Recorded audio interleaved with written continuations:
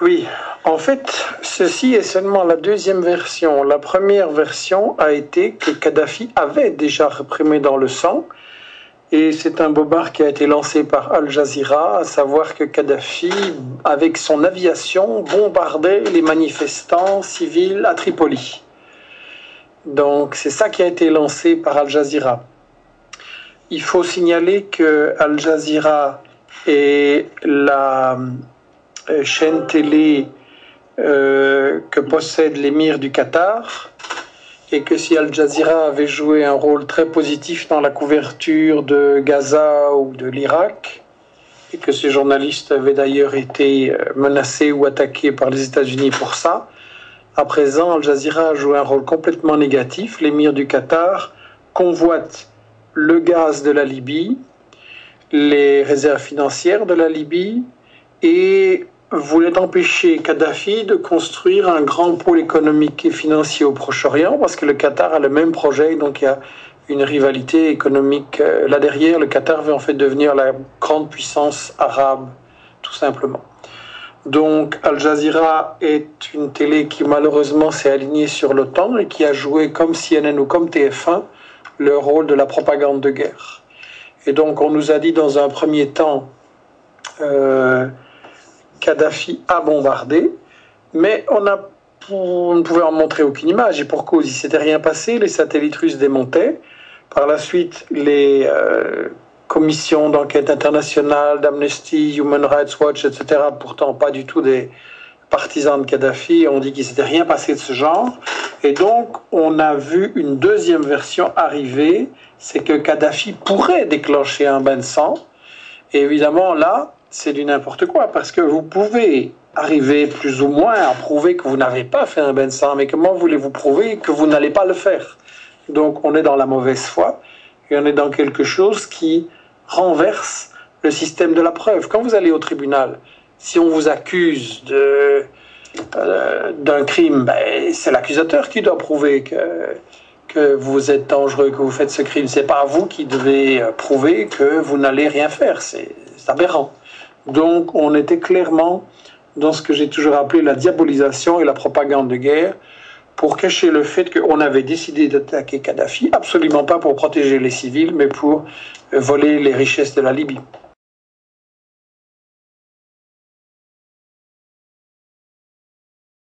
Il n'a pas déclaré ça par rapport à la population de Benghazi, mais en fait, la phrase sur le bain de sang, c'est une phrase de son fils Saïf el-Islam, et elle a été complètement détournée de sa véritable signification. Qu'est-ce qu'il avait dit? Il avait dit, je cite un peu de mémoire, nous devons absolument négocier pour trouver une manière de faire des réformes en Libye, sinon il n'y aura pas 84 morts comme c'était le relevé jusqu'alors, des morts des deux côtés, je signale, hein, parce que on va en dire deux mots aussi. Et il disait, si on ne négocie pas, alors il va y avoir des bains de sang, et ils sont arrivés. Les violences se sont déchaînées, le grand nombre de morts est arrivé avec l'OTAN et à cause des bombardements de l'OTAN. Donc la phrase du fils de Kadhafi a été complètement détournée de son contexte. En fait, ce qui était soigneusement caché par les médias, c'est que les rebelles, les insurgés de Benghazi n'étaient absolument pas des gens qui faisaient comme à Paris, excusez-moi, à Tunis ou au Caire, qui faisaient des manifestations pacifiques et qui se faisaient abattre comme au Caire, 850 tués, je rappelle.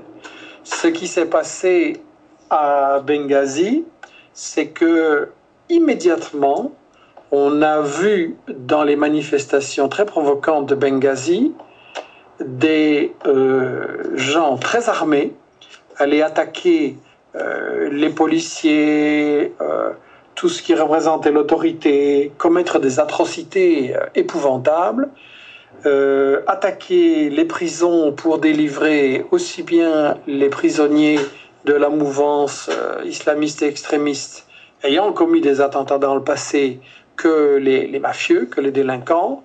Et donc, ça a pris directement l'allure d'un soulèvement armé. Vous avez un livre là, qui vient de sortir à Paris où est interviewé Jean Guisnel, qui était donc l'ancien responsable des services secrets français. Et il dit, je cite, les observateurs étrangers ne se sont pas demandé comment des centaines d'hommes sont apparus armés de canons B7 et B10, de canons bitubes antiaériens, de mitrailleuses de 500 et 800 et de lance-roquettes individuelles. Après quelques jours, on n'a pas vu des choses comme ça au Caire et à Tunis quand même.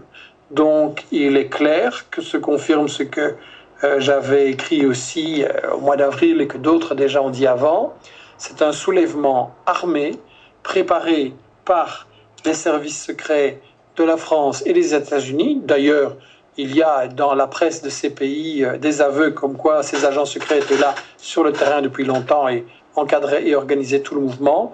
Donc, quand on parle de la répression de Kadhafi, je ne vais pas dire que tout a été parfait. Les gens à Tripoli m'ont dit que la réaction de la 32e brigade de Kamis à la première de manifestation de Benghazi où il y a eu des tués a été très mauvaise. Et donc, ils déploraient cette réaction de la 32e brigade.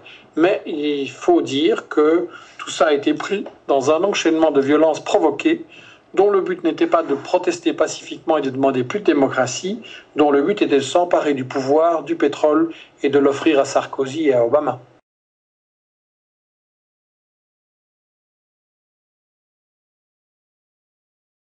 Exactement, exactement. C'est ce que nous avions écrit depuis le début. C'est qu'en Libye, l'OTAN a fait une alliance avec Al-Qaïda, avec la section libyenne d'Al-Qaïda. D'ailleurs, dans le livre Libye, OTAN et médias mensonges, qui sort cette semaine, je cite toute une série d'extraits de la CIA, des diplomates américains diffusés par Wikileaks, de différentes sources des officiels des États-Unis. Et là, tout le monde dit que oui, ceux qui sont actifs, ceux qui sont à la pointe du combat en Libye, c'est la section libyenne d'Al-Qaïda, des gens qui ont été en Afghanistan ailleurs, qui ont trempé dans des attentats, que Kadhafi a évidemment réprimé comme tous les pays arabes ont réprimé ce mouvement à partir de 95-96.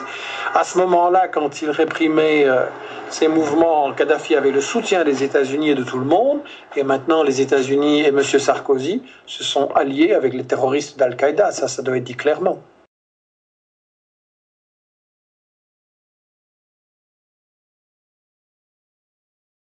Oui, il a tout à fait raison.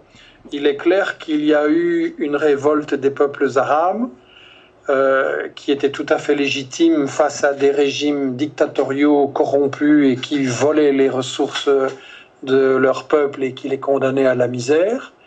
Et donc, ici, c'est tout à fait le contraire.